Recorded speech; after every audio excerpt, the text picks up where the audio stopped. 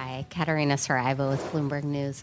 I just would love to know kind of how the committee is thinking about the persistence we've seen in housing inflation. Do you think you can return to 2% with housing inflation where it is? Yeah. So housing inflation is the one piece that is kind of dragging a bit, if I can say.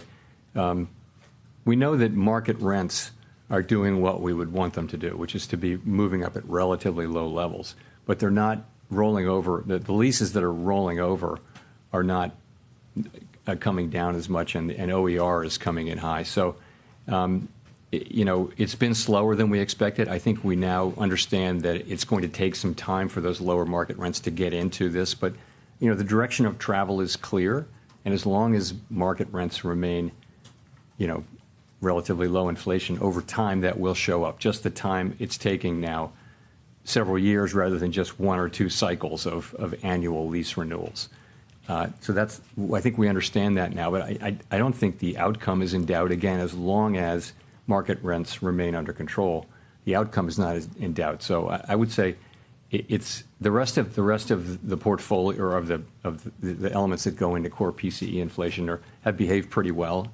They all have some volatility. We will get down to 2% inflation, I believe, and I believe that ultimately we'll get what we need to get out of the housing services piece too. Some of your colleagues have expressed concern that with starting to cut rates, you could reignite demand in housing and see prices go up even more. What's the likelihood of that, and how would you react to that? The housing market, it's hard to game that out. The housing market is in part frozen because of lock-in with low rates. People don't want to sell their home, so because they have a very low mortgage, it'd be quite expensive to refinance. As rates come down, people will start to move more, and that's probably beginning to happen already. But remember, when that happens, you've got a seller, but you've also got a new buyer in many cases. So it's not obvious how much additional demand that would make. I mean, the real issue with housing is that we have had and are on track to continue to have not enough housing. And so it's going to be challenging. It's hard to zone lots that are in places where people want to live. It's all of the aspects of housing are more and more difficult. And, where are we going to get the supply? And this is not something that the Fed can really fix. But I think as we normalize rates, you'll see the housing market normalize.